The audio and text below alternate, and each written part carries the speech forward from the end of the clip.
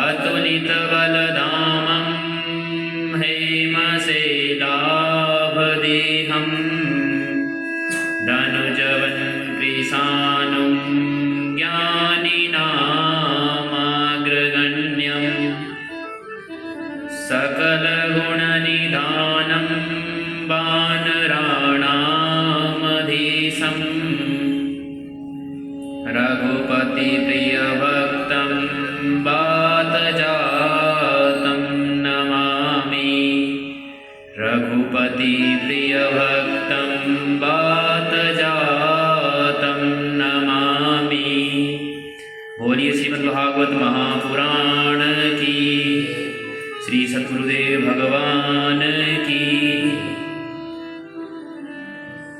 अकारण करुणा वरुणालय भक्तवांछा कल्पतरु भगवान श्री राधा रमण लाल जी की अहेतु की कृपा एवं श्री सद्गुरुदेव भगवान के अनुग्रह अनुकंपा से आज हम सभी को कलियुग के इस कलुषित वातावरण में और उसमें भी श्री धाम वृंदावन में बैठकर यह सत्संग का अलग लाभ प्राप्त हो रहा है। यह निश्चित ही भगवान की हम सभी के ऊपर विशेष कृपा है। तो आइए आज की कथा में प्रवेश करते हैं। पूर्व प्रसंग में हम सभी श्रवण कर रहे थे कि कैसे भगवान ने एक गिरगिट का उद्धार किया जो पूर्व जन्म में सूर्यवंशी राजा महाराज इक्ष्वाकु का पुत्र नृग था, और कैसे भगवान ने पौंड्रक का उद्धार किया। उसके बाद सुखदेव स्वामी भगवान की दिनचर्या का बड़ा ही सुंदर वर्णन करते हैं कि भगवान की दिनचर्या कैसी है। तो सुखदेव स्वामी वर्णन करते हैं कि सर्वप्रथम मेरे प्रभु ब्रह्म मुहूर्त में जगकर और स्नान आदि से निवृत्त होने के बाद मेरे प्रभु अपने आत्म स्वरूप का ध्यान करते हैं, और इन सब कामों को करने के बाद मेरे प्रभु नित्य ही अपने माता पिता और गुरुजनों को प्रणाम करते हैं, और उसके बाद मेरे प्रभु नित्य ब्राह्मणों को दान पुण्य करके अपनी सुधर्मा नामक सभा में विराजमान होते हैं, जहां प्रभु अपने दरबारी जनों से अपनी प्रजा का हालचाल पूछते हैं कि मेरी प्रजा को कोई कष्ट तो नहीं है। तो एक दिन प्रभु अपनी सुधर्मा नामक सभा में बैठे हुए थे कि तभी अचानक एक दूत संदेशा लेकर आया, और उस दूत ने भगवान को संदेश सुनाया कि हे द्वारिकाधीश प्रभु, उस दुष्ट जरासंध ने 20,800 राजा महाराजाओं को अपने बंदी गृह में बंद कर रखा है, और मैं उन्हीं की तरफ से आपके पास यह प्रार्थना पत्र लेकर आया हूं।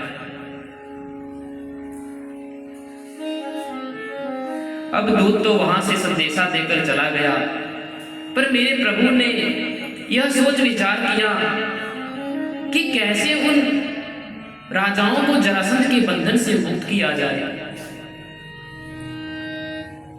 तो मेरे प्रभु बैठे बैठे यह सोच विचार कर ही रहे थे कि तभी अचानक उस सभा में देवऋषि नारद जी का आगमन हुआ, और देवऋषि नारद जी का आगमन होते ही देवऋषि नारद जी ने भी भगवान को एक संदेश सुनाया कि हे द्वारिकाधीश प्रभु, महाराज युधिष्ठिर राजसूय यज्ञ करना चाहते हैं, और मैं उसी का निमंत्रण पत्र लेकर आपके पास आया हूं, और सारे पांडवों ने आपको सपरिवार जल्दी से वहां बुलाया है। इतना सुनते ही द्वारिकाधीश प्रभु प्रसन्न हो गए कि मिल गया उपाय, क्योंकि राजसूय यज्ञ तो तभी संभव है जब उस यज्ञ की सारे छोटे बड़े महाराजा अनुमति प्रदान करें कि आप करिए यज्ञ, हमारी अनुमति है। पर अभी तो जरासंध ने 20,800 राजा महाराजाओं को अपने बंदी गृह में बंद करके रखा हुआ है, जिन्हें तो अभी तक उस यज्ञ के बारे में पता ही नहीं होगा। तो द्वारिकाधीश प्रभु ने अपने मन में विचार किया कि पहले उन राजाओं को उस जरासंध के बंधन से मुक्त किया जाए, तभी पांडवों का यह यज्ञ पूर्ण माना जाएगा। तो यह सब सोच विचार करके एक दिन प्रभु द्वारिका से इंद्रप्रस्थ के लिए पधारे और अर्जुन और भीमसेन को अपने साथ लेकर भगवान सीधा पहुंच गए जरासंध के राज्य में। और वहां पहुंचकर भगवान ने अपना भेष बदलकर और जरासंध से मल्लयुद्ध का दान मांगते हैं कि हे राजन, हम तुम्हारे साथ मल्लयुद्ध करना चाहते हैं। पर युद्ध की बात सुनते ही जरासंध तुरंत समझ गया कि ये कोई ब्राह्मण नहीं हो सकते, क्योंकि ब्राह्मण तो अपने दान से मतलब रखता है, वो किसी से अकारण युद्ध क्यों करेगा। निश्चित ही यह कोई बहरूपिया है जो मुझसे युद्ध की बात कर रहा है। पर मेरे द्वार पे आए हैं, इसलिए इनकी इच्छा तो पूर्ण करनी ही पड़ेगी। जरासंध ने कहा, अवश्य हम तुम्हारी इच्छा पूर्ण करेंगे, पर पहले आप लोग अपना वास्तविक परिचय तो दीजिए कि आप लोग हैं कौन। इतना सुनते ही भगवान ने मुस्कुराते हुए कहा, मुझे तो आप जानते ही होंगे, मैं द्वारिकाधीश प्रभु श्री कृष्ण हूं, और ये जो मेरी बगल में खड़े हुए हैं ये अर्जुन और भीमसेन हैं। पर द्वारिकाधीश प्रभु का नाम सुनते ही जरासंध आग बबूला हो गया। अरे द्वारिकाधीश, तुम्हारे साथ में तो मैं युद्ध कभी भी नहीं कर सकता, क्योंकि तुम मुझे युद्ध भूमि में पीठ दिखाकर भाग गए थे, और ये अर्जुन तो मेरे सामने बालक है, इससे भी युद्ध करना उचित नहीं होगा। पर हाँ, यदि ये भीमसेन मेरे साथ युद्ध करना चाहे तो मैं इसके साथ युद्ध करने के लिए तैयार हूं, क्योंकि ये मेरी कुछ टक्कर के हैं। भगवान ने कहा, जैसी आपकी इच्छा।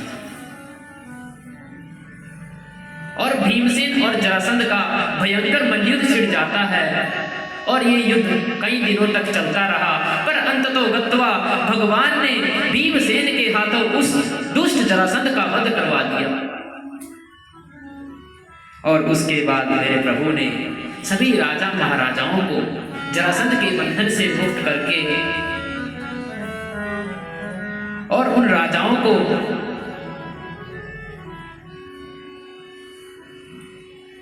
उस बंधन से मुक्त करवाते ही उन राजाओं ने भगवान की बड़ी प्यारी स्तुति करी। कृष्णाय वासुदेवाय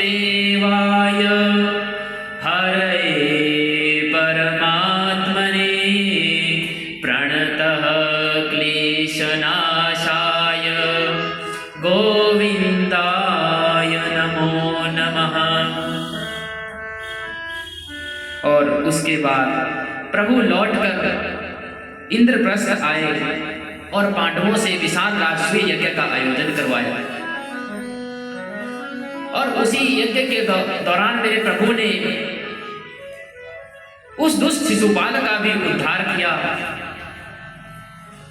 क्योंकि उस यज्ञ में प्रथम पूजन किसका हो, तो सभी ने मिलकर यह चयन किया कि हमारे लिए तो द्वारिकाधीश प्रभु ही सर्वश्रेष्ठ हैं और प्रथम पूजन योग्य भी हैं। पर शिशुपाल इस बात का विरोध करते हुए भगवान को गालियां देना शुरू कर देता है, और जैसे ही उसकी 100 गालियां पूर्ण हुई तो भगवान ने कहा, सावधान शिशुपाल, तुम्हारी मां मेरी बुआ लगती है, और मैंने अपनी बुआ को यह वचन दिया था कि तुम अगर 100 अपराध भी करोगे तो मैं तुम्हारे उन अपराधों को भी क्षमा कर दूंगा।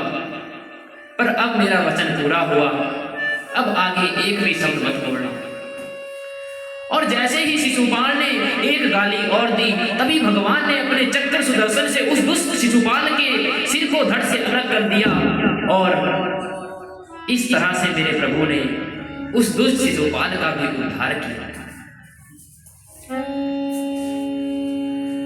और उसी यज्ञ के दौरान एक दिन पांडवों की सभा में घुसते हुए दुर्योधन का भी अपमान हो गया, क्योंकि दुर्योधन को जल में थल का और थल में जल का भ्रम हो गया। तो उसने एक जगह घुसते हुए अपनी धोती ऊपर कर ली। उसे लगा कि यहाँ पानी भरा हुआ है, पर वास्तव में वहां कोई पानी नहीं था। और जैसे ही वह कुछ आगे बढ़ा तो एक जगह सचमुच पानी भरा हुआ था और उसे लगा कि यहाँ भी पानी नहीं भरा हुआ है। और जैसे ही दुर्योधन ने अपने चरण आगे रखे तो धड़ाम से उस पानी में गिर गया। और यह सब देखकर सारे सभासद जोर जोर से हंसने लगते हैं। और उसी सभा में बैठी हुई द्रौपदी जी को भी हंसी आ गई और द्रौपदी जी के मुख से अनायास ही निकल पड़ा कि अंधे का पुत्र तो अंधा ही होगा। और द्रौपदी जी के इन्हीं वचनों से इतने बड़े महाभारत के युद्ध का शुभारंभ हो गया। मतलब यहीं से महाभारत युद्ध के बीज बोए गए। क्योंकि जैसे ही दुर्योधन ने यह सब सुना तो सुनते ही उसके पूरे शरीर में आग लग गई और उसने खड़े खड़े वहीं पर यह प्रतिज्ञा कर ली कि एक दिन मैं भी तुम्हारे ऊपर ऐसे ही हंसूंगा। और उसके बाद उसने क्या क्या षड्यंत्र रचे, कैसे भरी सभा में द्रौपदी जी को अपमानित किया, इन सब कथाओं को हम सभी भली भांति से जानते हैं कि कैसे दुर्योधन ने प्रतिशोध की भावना से द्रौपदी जी की भरी सभा में साड़ी उतारने का प्रयास किया और कैसे भरी सभा में द्रौपदी जी को अपमानित किया। पर जिसने अपने जीवन की बागडोर भगवान के हाथों में संभाल रखी हो उसका कोई क्या ही बिगाड़ेगा। तो इसलिए पांडवों का उस युद्ध में कुछ नहीं बिगड़ा, पर सारे कौरव काल के ग्रास बन गए। मतलब सारे कौरवों का काम तमाम हो गया। बोलिए श्री द्वारिकाधीश भगवान की जय।